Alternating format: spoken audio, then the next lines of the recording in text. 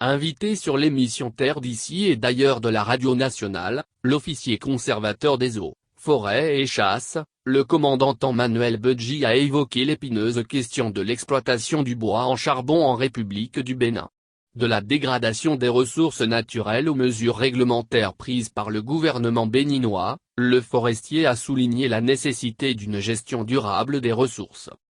Les populations urbaines, notamment les grands bassins de consommation, sont beaucoup plus dépendantes aujourd'hui du charbon de bois, précise Emmanuel Budji, chef service de la réglementation, du contrôle et du contentieux au niveau de l'administration forestière. Des constats faits, ce dernier estime que la demande étant forte, elle impacte l'offre. Toute chose qui conduit à une exploitation des forêts avec comme corollaire les ressources qui s'amenuisent.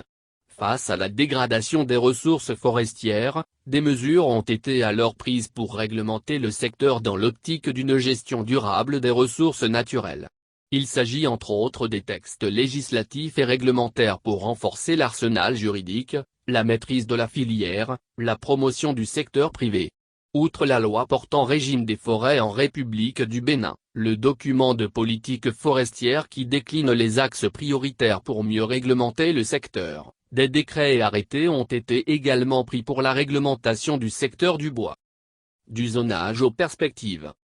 Selon le commandant Emmanuel Budji, le zonage du domaine forestier a permis d'identifier 3 zones. Les zones contrôlées qui sont les domaines dans lesquels l'administration forestière a rédigé un plan d'aménagement avec l'implication des communautés locales. Le convoyage des produits issus de ces zones est facilité par l'administration. Par contre, les zones orientées n'ont pas de plan d'aménagement mais un plan simple de gestion après inventaire des ressources disponibles. La zone incontrôlée qui demeure la plus répandue.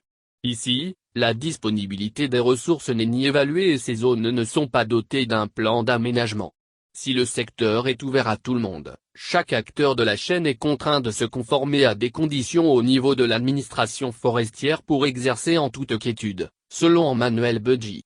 En dehors des commerçants, tout citoyen qui achète un sac de charbon devra également s'acquitter d'une somme de 600 FCFA environ appelée coupon. Pour le commandant Emmanuel Budji, la gestion durable des ressources naturelles est une priorité pour l'administration forestière. Ainsi, un projet est mis en place pour la promotion du gaz domestique. Il sera donc question de réduire de 50% la consommation du charbon et rendre accessible le gaz domestique aux populations.